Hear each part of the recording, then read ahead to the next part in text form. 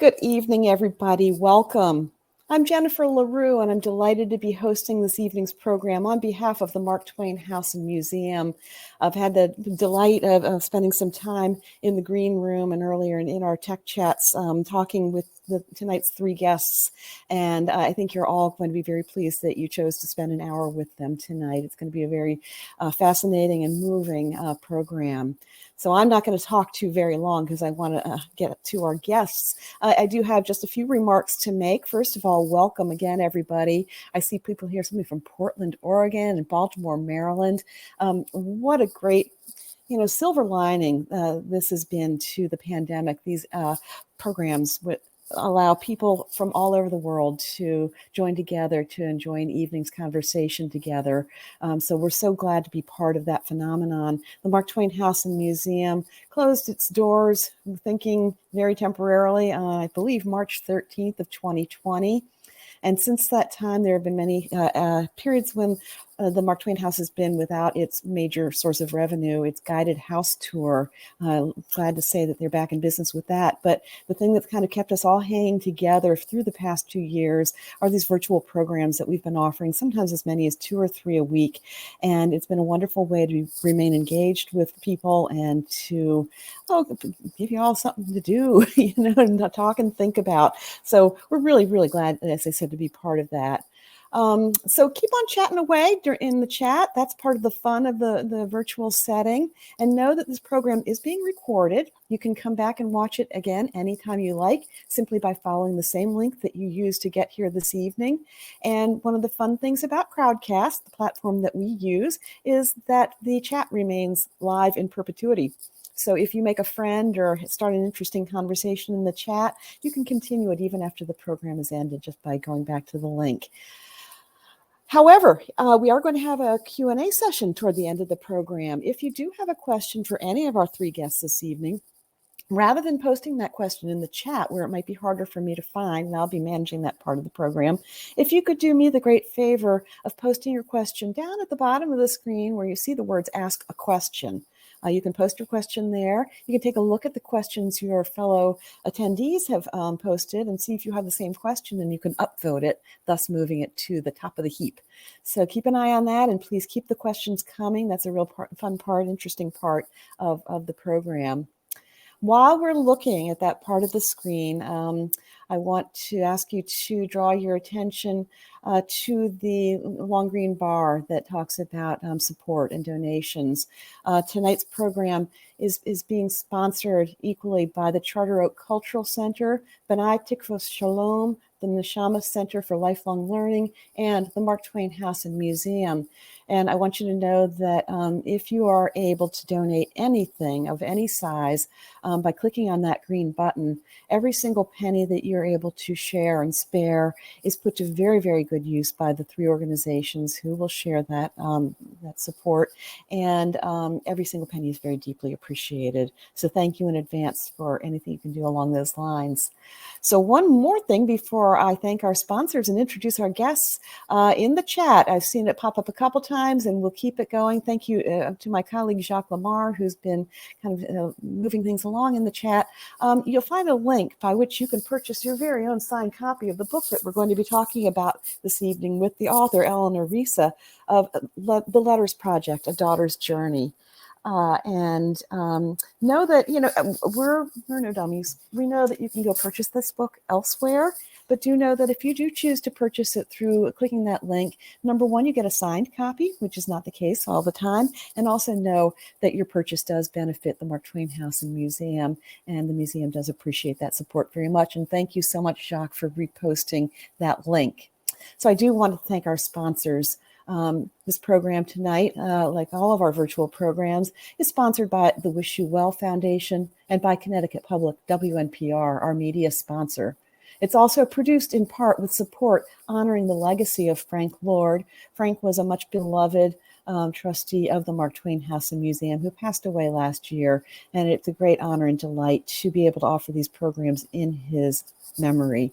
If you enjoy tonight's program, and I hope you will, check out marktwainhouse.org for a full list of upcoming programs. I can tell you there are dozens and dozens of them that are on the calendar already. We're put one on the calendar today for June 21st, I believe. So we are cooking with gas and really have tons and tons and a great variety of programs. So check that out and join us often, please.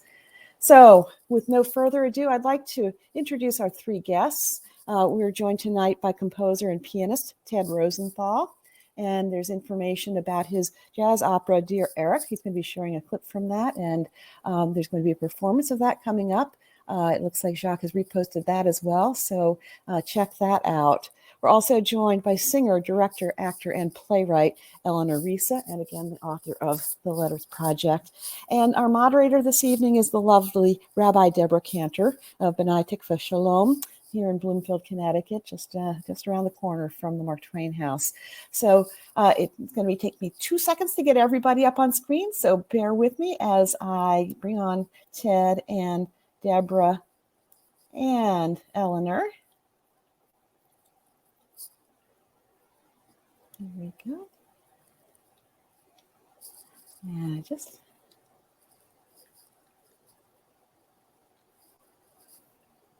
and there we go. Welcome, all three of you. It's great to have you here this evening. Thank you. Wonderful to be here. Thank you. Debra, would you like me to come on toward the end and help with the Q&A? Absolutely. Absolutely. I would love that. All right, then. Well, I'm going to sit back and relax and enjoy with everybody else. And you just let me know when to come back on. Okay. Thanks so much. Enjoy, everybody. Well, good evening. I'm so delighted to be here with these two wonderful, talented artists, with Eleanor and Ted. You know, when I was asked to be part of this program, it was some time ago. And since then, as you know, the world has gotten a little bit more crazy and scary than it's been. And it didn't start out being such a benign world recently in any case, but with the Russian invasion of Ukraine, the unprovoked, horrible invasion of Ukraine designed to destroy a democratic country, designed to destroy a beautiful culture, a growing economy, designed to kill and hurt as many ordinary people as possible. We watch every day what is going on in Ukraine, and we are horrified. We're also lifted up. We're lifted up by the courage and tenacity of the Ukrainian people. And I have to note the difference this time around when one country invades another for power. When one country invades another, this time around, the world seems to be not quite as silent. There's no way that we think about Ukraine and Putin and don't feel those reverberations from Nazi Germany entering Poland under Hitler. And we see a different kind of reaction right now. And I hope and pray that the world strongly unites and continues to fight off what really is evil. I encourage everyone, there are wonderful places to give funds right now to support the people of Ukraine, to support refugees. I encourage all of us to give generously. I encourage us to bear with whatever minor things we have to put up with, the increase in gas prices, whatever, and think about what it is to really have to deal with tyranny and loss and suffering and war. I wanted to begin then tonight with a short clip from that Eleanor shared with us. It's a clip of a performance of the song Es brennt. It's burning. It was written by Mordechai Gebirtig, the beloved Yiddish poet and songwriter, who was shot by the Nazis in the Krakow ghetto in 1942. And it's performed by Eleanor Reissa and her musical partner, Frank London, along with Brandon Seabrook, Ilya Schneeves, and Deep Singh. Es brennt. It's burning. Es brennt, Brüder, Schwesterlach, es brennt. Der Hilf ist noch in euch allein gefällt. Ob das Städtel ist euch Teie, nehmt die Kehlem, lässt das Feier, lässt mit euer Eigenblut, beweist, als ihr doch kennt. In ihr steht und guckt das euch sich mit verlegter Hand. Und ihr steht und guckt das euch sich wie unser Städtel brennt.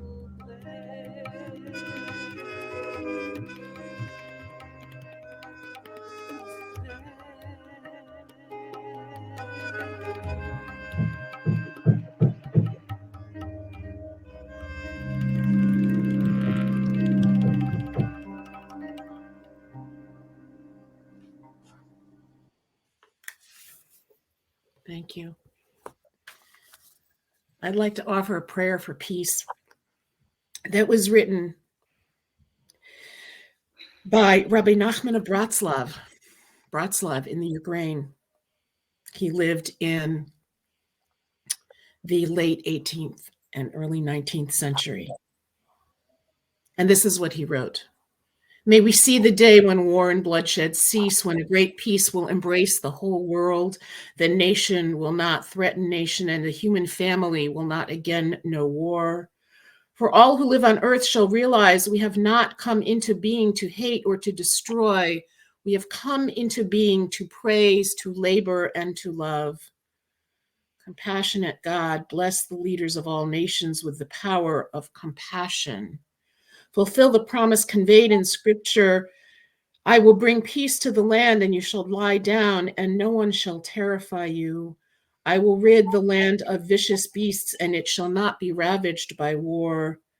But let justice and righteousness flow like a mighty stream. Let God's peace fill the earth as the waters fill the sea. And let us say, Amen.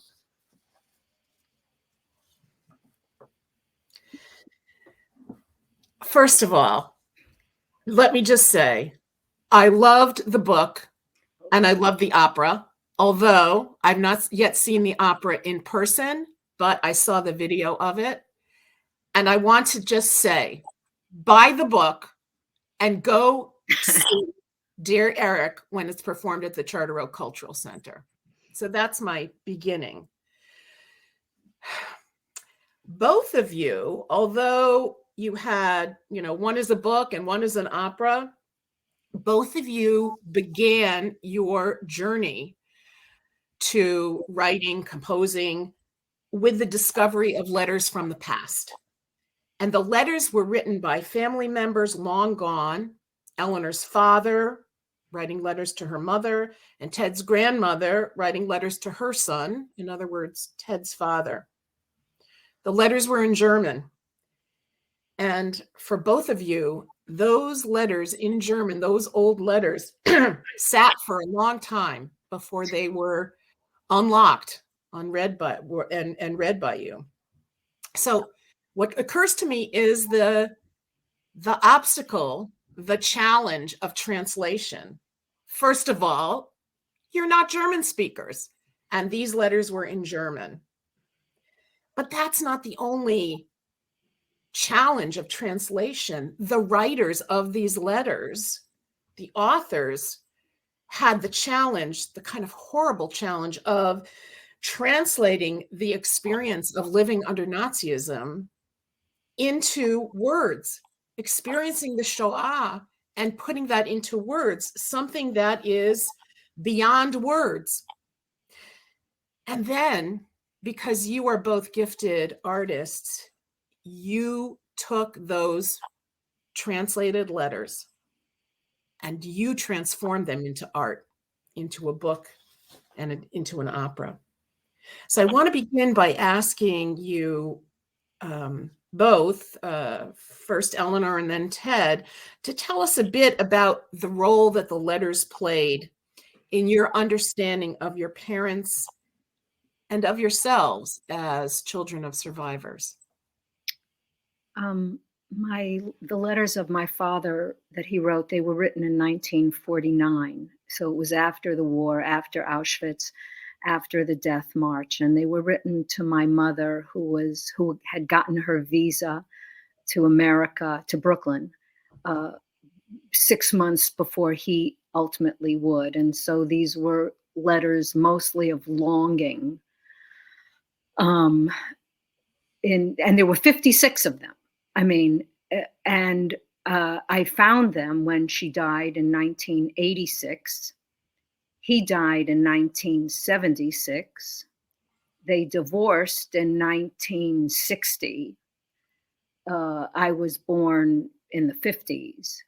And she never told me that she had these 56 letters from my father in her lingerie drawer and in a baggie. And that's where I found them. And I looked at them and I didn't understand why they were written in German. And I let them languish for 30 years. I didn't know what to do with them, and I didn't do anything with them until 30 years later.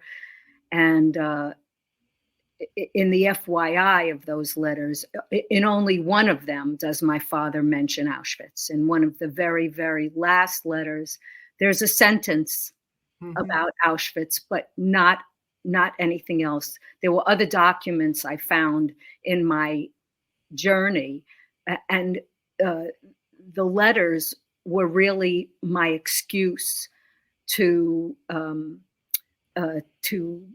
begin to look for other things. But the translators, there was a woman, a young woman in Berlin who was my primary translator, Yeva Lapsker, and she, in a way, the book is her fault in the best sense of the word. She was translating letters. Frank and I had a concert in Berlin. She lived in Berlin, and I met her there, and I gave her money. She gave me the letters. And then she said, the address on all the letters is around the corner from where my brother lives in Stuttgart. And I'm going to see him in a month. If you want, I'll go a little early and you can come with me and I'll show you. And I thought, what? Stuttgart? Why would I go to Stuttgart? And she said, Ulm is nearby. That was where my mother was in a DP camp. So to really condense this so that Ted gets to speak about his opera, the letters were an excuse for me. They were a key to a door that to a room that I had no idea existed. And to just sort of sum up who I thought my father was, who he was in America, was a broken, inarticulate sweatshop worker, kind of, I would say, loser to you, really. That was who I thought he was. But in these letters, I learned that he's poetic and sarcastic and ironic. And I learned that he is a man that I didn't know. Yeah. I just want to note that the sarcastic, poetic, ironic gene must have passed to you, right? There must have been something genetic. I guess. We know that trauma goes from generation to generation, but evidently other things too, other more wonderful gifts than trauma being passed from generation to generation, because your book is studded with sarcastic, ironic, even funny expressions. Thanks. Even if you never heard your father actually say those things, that somehow got transmitted to you. So well, I came from it honestly on both sides, and it wasn't until these letters that I just thought I got my irony and you just thought it was from your mother's side. Yeah. So evidently from both sides. So Ted, I want to ask you, really the same thing, but I just want to pick up on the theme of generosity, of the help that you got opening these letters up to you, both in Eleanor's case and certainly in Ted, in your case as well. So if you could talk about the letters and how you got those letters and what they meant to you. And well, the letters were in the house I was growing up with. I might have had some vague recollection that they were there. They were in a box, neatly organized by my father. I like to say with German precision. Everything was in chronological order and photocopied. And he had emigrated originally in 1938. He got out just before Kristallnacht by virtue of a fellowship to the University of Chicago. The rest of his family was not able to get out, and they all perished. And he, of course, as is typical with many Holocaust survivors, didn't discuss anything about his mother and father other than the most bare bones 1 or 2 word answers to my inquiries, which I pretty much stopped doing. I knew that I was named Theodore, which was his father's name. I knew that my sister's middle name is Herta, and that was my grandmother's name. And that's almost about as much as I knew. When my father passed away in 1995, we were packing up his house in Great Neck, the house I grew up in.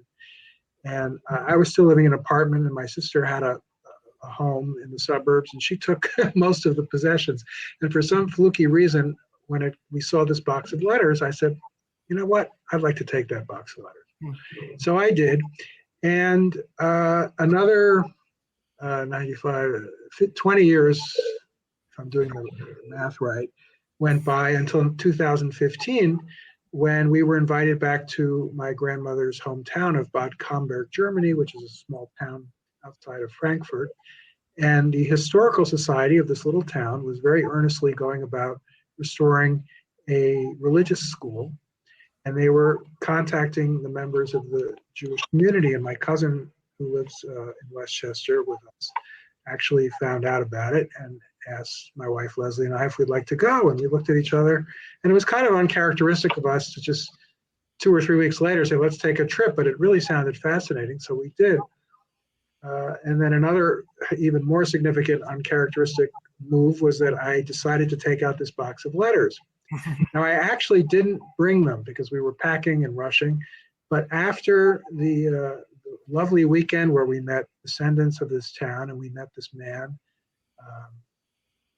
Deborah, as you said, the generosity of others, named Peter Schmidt, who showed an interest in translating some of the letters. So I scanned the last 6 of them just because they were at the top of the list or whatever it was. And then kind of forgot about it. And about 3 or more months later, I was actually out on the West Coast getting ready to perform. And this email comes in, Herta Rosenthal Letters Translation. And I was about to give a performance, and I called my wife and I said, we've got some letters now. And I started to read these letters, and the tears started coming down my face. And I heard a voice of my grandmother that I just never knew, you know. And I said to Peter Schmidt, this is an incredible experience for me. Would you consider translating? I have more letters. And he said, of course. He didn't know I was about to scan over more than 200 more. which, just like my father, with German precision, he did year by year, 38, 39, 40, 41. And somewhere in the middle of this process, I felt that I had to think about creating a work of art. I'm a musician, I'm a composer. I had never written an opera before, but opera seemed to be the direction I wanted to take it. And jazz is my primary mode of expression. So I decided I would embark on writing my first jazz opera based on the experience of all that I learned about my family through these letters. And speaking of generosity, as you brought up, he was incredible. Peter Schmidt was incredibly generous. And I actually went and visited him. We sat at his dining room table. He knew better than me who this one was. Who was this reference to? This was a cousin, or this was a neighbor. Or, you know, why didn't this one write? She's so angry. And well, they were actually on the St. Louis, the SS St. Louis. And the reason they didn't write or contact anyone is because they were stuck. So he really gathered the whole picture much quicker than I did, and his generosity. And I think he felt a kind of duty almost to, you know, Thank you. make us whole in a way. Yeah, yeah. A kind of tikkun, a kind of healing, fixing. So thank you so much, Ted. I want to ask Eleanor, your book has, it's not a straightforward chronological format. It's not a straightforward memoir. It's, you bring us along on your journey of discovery about your parents, particularly about your father. And I'm interested in how you came to organize your book that way. It's an interweaving of, and frankly, the latter part of it is quite harrowing, but it's an interweaving of the letters that your father wrote to your mother, long sections of the post-Holocaust German bureaucrats' notes, which provides so many details, albeit in a very clinical and dispassionate German way, so many details about your father's experiences. And then your own narrative about what you're going through, and you know, sprinkled with these sardonic and even funny comments to each thing as you encounter it. Can you talk a little bit about your process, and how did you know, did you think from the beginning, I'm gonna write a book and it's gonna be like this? No. You know, I mean, I've written plays and I work in the theater, and that's my medium. And I thought to myself, well, maybe this can be a one-person show or a 3-character play, the mother character, the father, and myself. And that's what I thought. But when I finally got the scope of the story, it was different. And I thought it needed to be a larger canvas, which I thought would be a book. But it was just kind of about process, really, like going step by step and not knowing the end. And so I wind up unconsciously. I mean, I'm a pretty instinctual person, and a storyteller through song, through directing in Yiddish and English. And it became a little bit like a journal, like what happened today. And I take the reader with me. So in the beginning, I don't know anything, you know, and I'm embarrassed that I don't know anything. And you know, and through the days and through the documents and through the kind people, as Ted said, I also was people, strangers, doing more research than I thought of doing.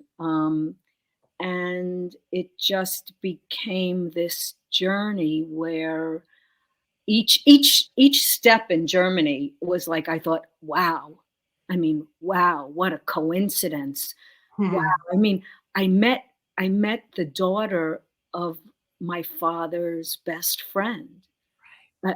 I wasn't looking for the daughter of my father's best friend. I didn't know there was a daughter to my father's best friend who was born 5 days before me, who knew all of the men in the letters that to me were just names. And I accidentally met her. Someone accidentally introduced me to her. And so the trip was like that. The trip was, I went to look for my family, and I found them. I didn't think it was really possible because they've all been dead for so long. And so it just became that. I feel like the story sort of told itself, Deborah. I just went along with it. I just wrote it down, but it seemed that it's such a Elaine Guéret. It spoke by itself. Yeah. It was such an interesting experience reading it, because I felt like I was sort of inside you or alongside you, discovering these different things, being surprised by different things, being upset by different things, being moved by different things. And then as you go deeper into the book, it's a literal and also a spiritual and figurative journey. And we're privileged to be right there with you. And one of the things that occurs to me is that for both of you, for both Eleanor and Ted, you had to cut these letters and the journey around the letters. First of all, it would be interesting to delve into why they were kept in that box until maybe you were ready to open that box. That's a whole, Yes, I think you have to be at a certain stage at your life. I found that I probably, there's a reason why I wasn't in my 20s and my 30s.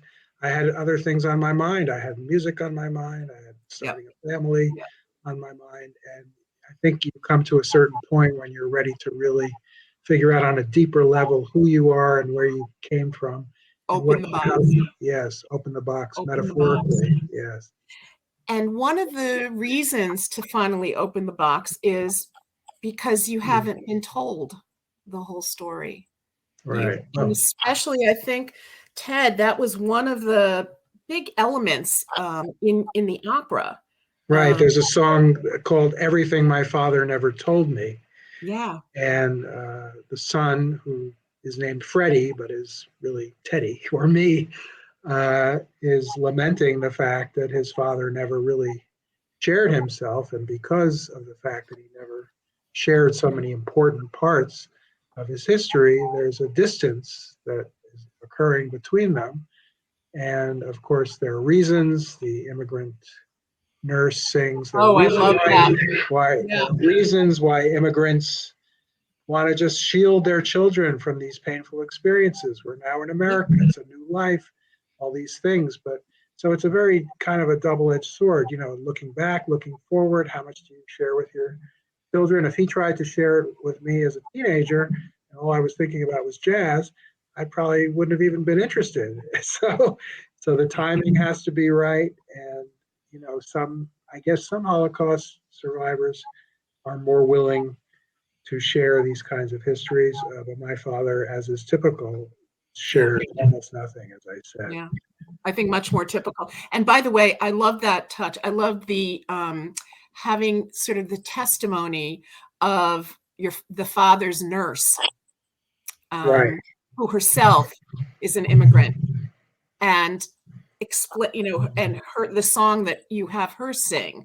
Yeah, Children of America. And he really was on many levels. He loved Broadway musicals. This is in real life, not Eric in the character.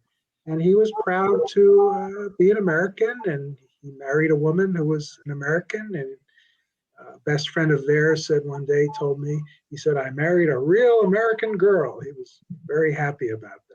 So right. There are all of these, issues in play that are giving everyone conflicts. Right. Yeah. Right. And of course, somebody who's a survivor is entitled to do what they want with that, with their experiences. People can only do what they can do. And for some people, continuing to survive means keeping those things locked up. And for some people, speaking about their experiences is more healing. But it all depends on who we are and how we find ways to go on after the unspeakable. Yes, and then when I read some of these heartbreaking letters, I thought, oh my God, no wonder Right. he didn't. Right. No wonder. No wonder. Ted, we want to play a little clip from your opera, which again, people should go see it in person. But we want to play this little clip, and I wonder if you could frame this excerpt for us and talk about maybe why you chose this particular clip and sort of what it's about. Well, I thought it was pretty easy to choose. The title of our panel is Letters, Legacy, and Family Lore of the Holocaust. And there were a series of actually 2 or 3 letters written during the time of Kristallnacht. But I, of course, like I would have to for the opera, condense them into what I call the Holocaust, the Kristallnacht letter, the first part of which Eric is actually reading to his kids, talking about the men being taken away for Kristallnacht and things along those lines. And the part we're going to see is the second half, since we wanted to be brief, is Herta, his mother, actually singing or reading the letter saying that, in fact, when he came back from the internment camp, he was in very poor health and he died. Eric's father, her husband, died. So this was one of the most difficult but also meaningful to sit there with the letter and the translation and write and compose music to it was quite something. Wow. Yeah. And Eric at this point is a student. He's a young he student. come over in 1938 in the spring, and so he was getting letters from his mother as soon as he arrived in Chicago in the spring of 38, and this letter came at the beginning of December, right after Kristallnacht, when he learned about his father's death. Okay, great. Thank you. Let's love December 1938.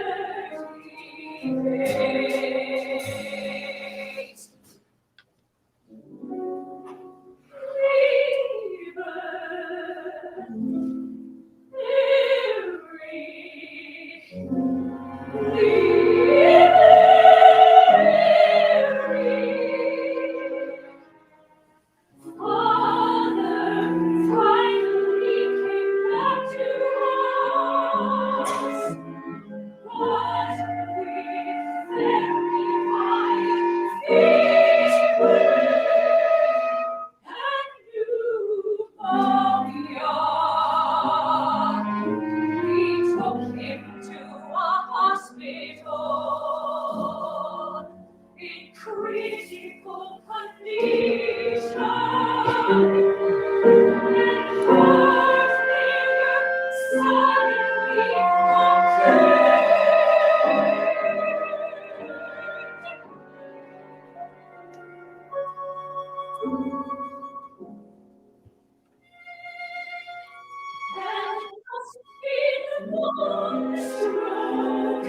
I lost my loving husband, and you, dear Eric, the best and most benign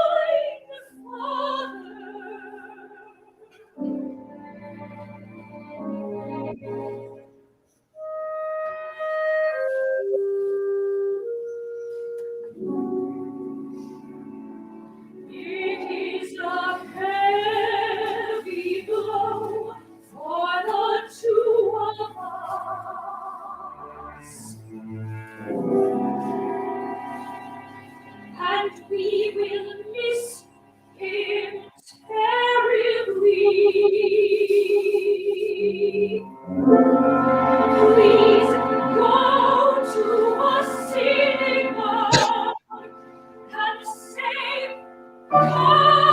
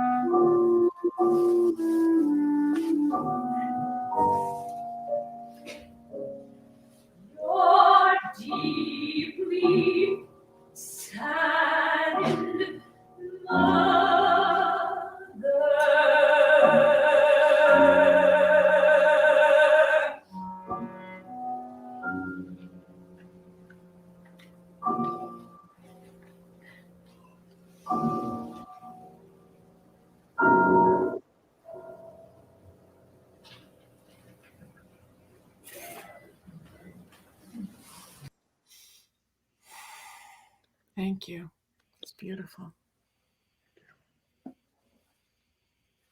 Shattering and beautiful. And we see in the background, you know, she's a magnificent singer. We see in the background just sort of the shadow of the young man who's getting this news in a letter, you know. And then that was the director's beautiful touch of having the young wonderful. Eric and then Wonderful. the old Eric, yeah. And then the older Eric, right?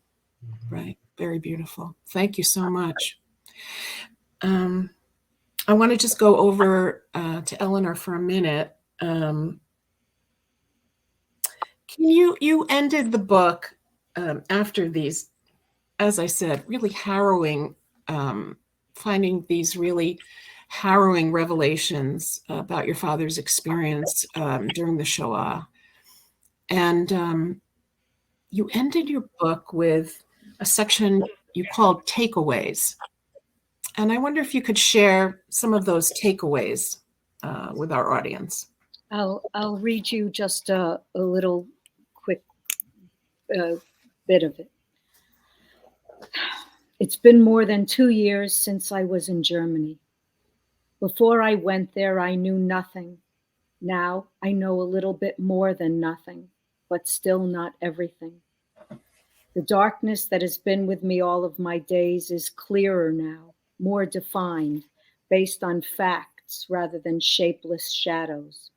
The sources of my sorrow are labeled and filed and have a beginning, although not an end.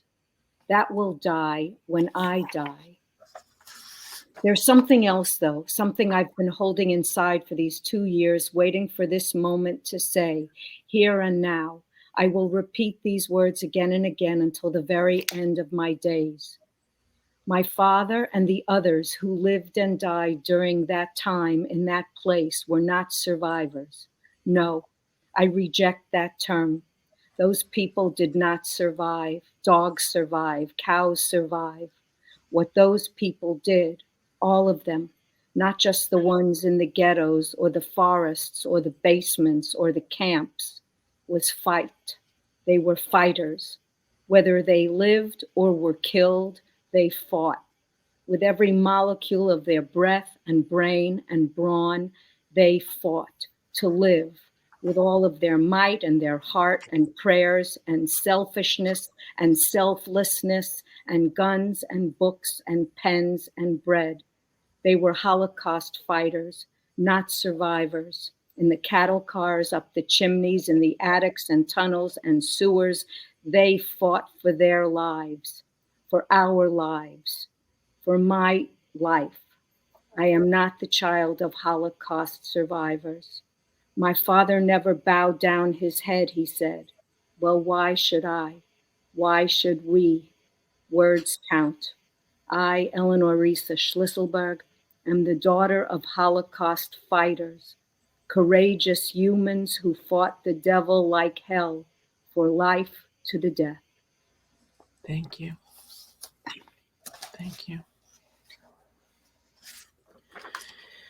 One of the final takeaways that you have is asking, my parents' lives, did they have meaning?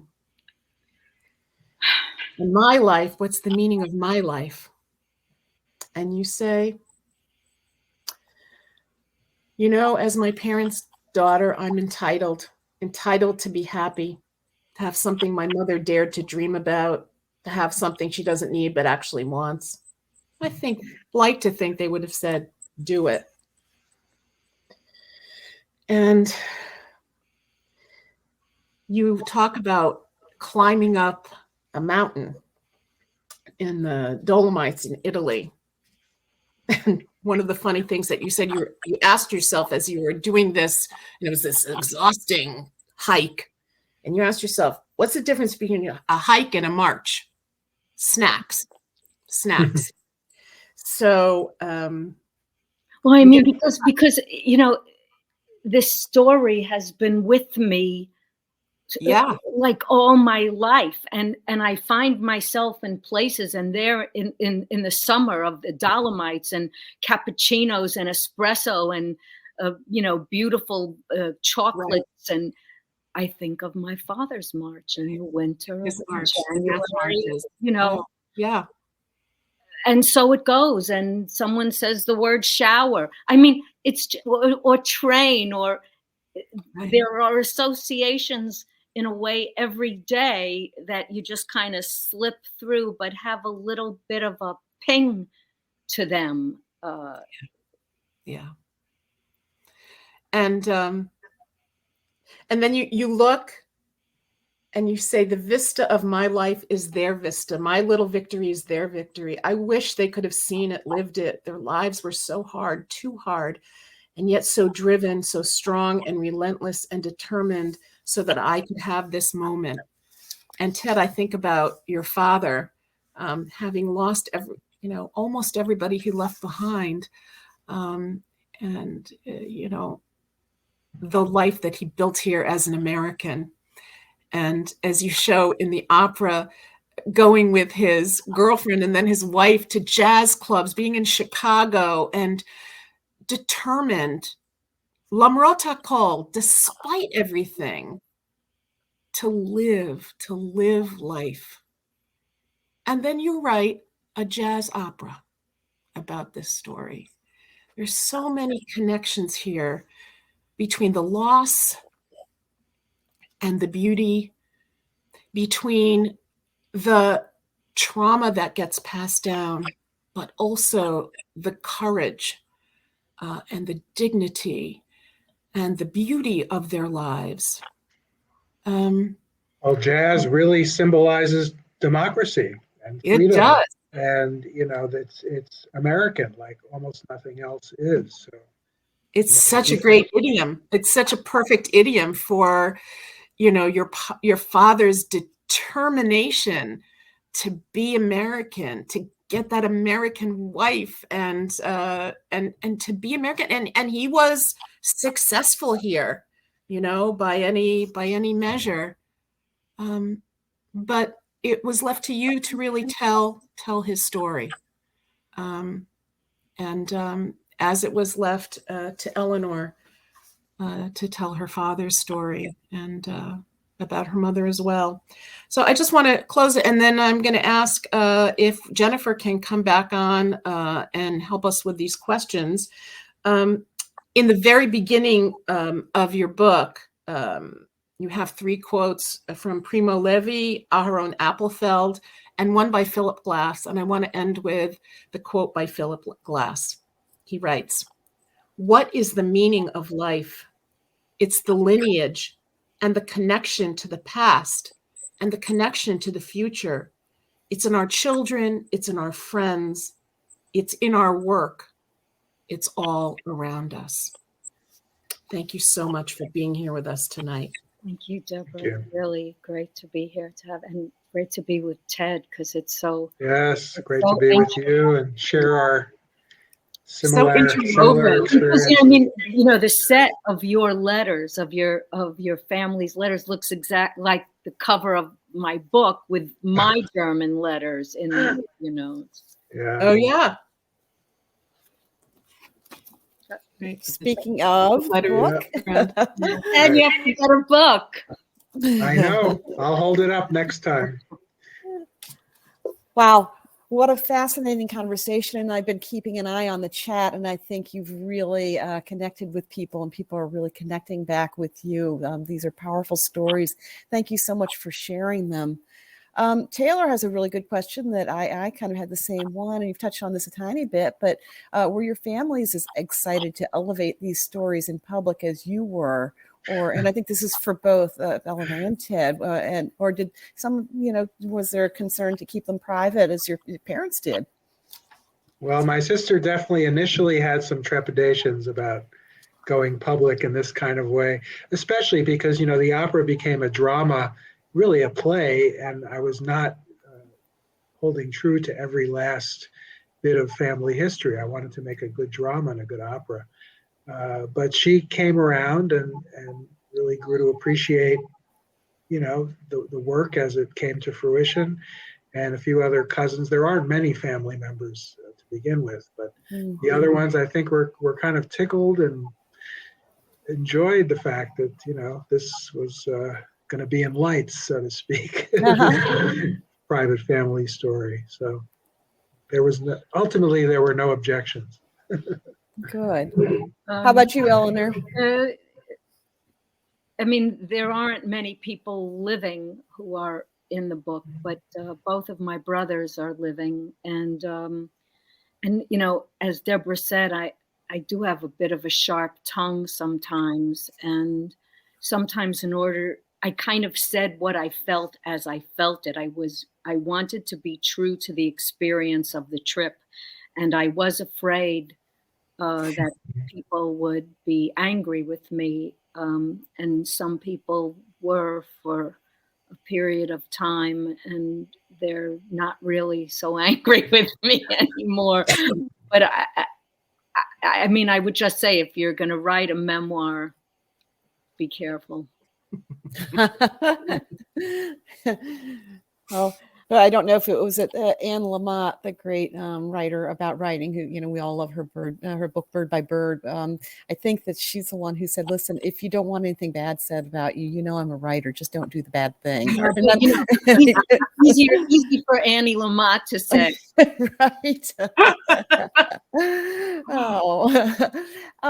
So Barbara Friedman in our audience is asking, and Jacques has delivered, just to tell us a little bit more about the performance of Dear Eric coming up on April 2nd at Charter Oak Cultural Center, which was one of the other great institutions we have here in Hartford, and one of the sponsors, obviously, of this evening's program. Ted, do you want to talk anything about that? And we've posted a link for people to purchase tickets there. Yes, the link has the basic information as well as how to buy tickets. We're going to have 6 members from the New York City Opera cast. I don't think we mentioned it in this program tonight, but it was premiered Dear Eric was premiered in 2019 by New York City Opera at the Museum of Jewish Heritage down in Battery Park in New York City. So 6 of the members of the cast are going to be joining us, and I'm going to have my trio there. That's going to be the orchestra, quote unquote. Ted Rosenthal trio. So it's scaled down a bit. There are no scenery and costumes, but it's a concert version of the opera. Sounds amazing. And you'll play the piano, right, Ted? I will. I'll be playing. Yeah. All right, good. We'll hope to see a lot of you there.